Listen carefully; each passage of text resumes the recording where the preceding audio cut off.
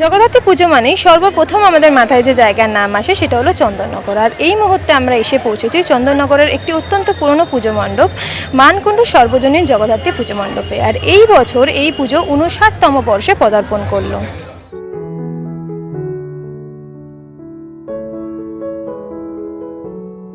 নাম? আমার নাম সুভাষ দাস, অ্যাসিস্ট্যান্ট সেক্রেটারি, মানকুণ্ডু সর্বজনীন জগদ্ধাত্রী পূজা কমিটি। তো এই পুজো মণ্ডপের এই বছরের ভাবধারা কি?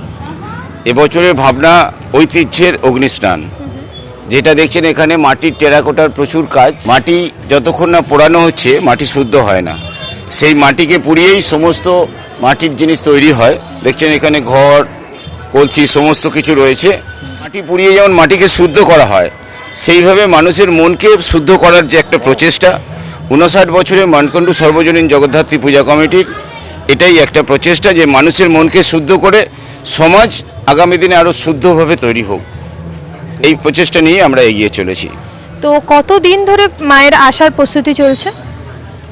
প্রথমেই আমরা বলে রাখি যে আপনাদের ব্রাইট টাইম যে নিউজ চ্যানেল আপনারা এসেছেন, তাদের কর্ণধার যারা সমগ্র মানকুণ্ডু, ভদ্রেশ্বর, চন্দননগরের ঐতিহ্যমণ্ডিত জগদ্ধাত্রী শহরকে পরিক্রমা করার জন্য আমাদের মধ্যে এসে উপস্থিত হয়েছেন, তাদের প্রত্যেককে ঐতিহ্যবাহী জগদ্ধাত্রী শহরের পক্ষ থেকে আন্তরিক শুভেচ্ছা, অভিনন্দন, ভালোবাসা। মা জগদ্ধাত্রীর কাছে আগামী দিনে আরও শ্রীবৃদ্ধি ঘটুক এই কামনা আমরা করছি। আমাদের 59 বছরের মাতৃ আরাধনা, ঐতিহ্যের অগ্নিস্নান, এই মুহূর্তে আপনারা সেই পূজা মণ্ডপে উপস্থিত। তো কতদিন ধরে এই প্রস্তুতি? প্রায় 25 থেকে 28 দিন ধরে এই কর্মযজ্ঞ চলছে এবং তারপরেই আমরা চতুর্থীর দিন এই পূজা মণ্ডপ দর্শনার্থীদের উদ্দেশ্যে খুলে দিয়েছি। তো প্রত্যেক বছর যেরকম ভিড় হয় এই বছরেও কি ঠিক সেরকমই? এবছরে আরও বেশি ভিড়, কারণ চতুর্থী দিনে যে ভিড় হয়েছে এটা একটা রেকর্ড ভিড় হয়েছে।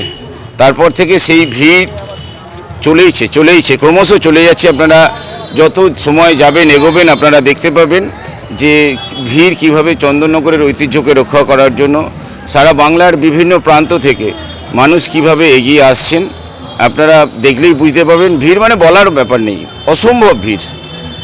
তো এই ভিড় সামলাতে নিশ্চয়ই কিছু তো প্রবলেম হবে প্রত্যেক বছর? প্রবলেম নেই, প্রবলেম আমাদের কাছে কোনো কিছু না। এটা মানুষের আশীর্বাদ, মানুষের সহযোগিতা, প্রশাসনের সহযোগিতা। আমাদের সেই সমস্ত স্বেচ্ছাসেবক আমরা আছি রাস্তায় দাঁড়িয়ে প্রতিনিয়ত প্রায় 24 ঘন্টা দর্শনার্থীদের উদ্দেশ্যে, দর্শনার্থীদের যেন কোনো অসুবিধা না হয়, প্রশাসন থেকে শুরু করে আমাদের সমস্ত স্বেচ্ছাসেবক আমরা অত্যন্ত সাধারণভাবে সাবলীলভাবে এটাকে সামাল দিচ্ছি।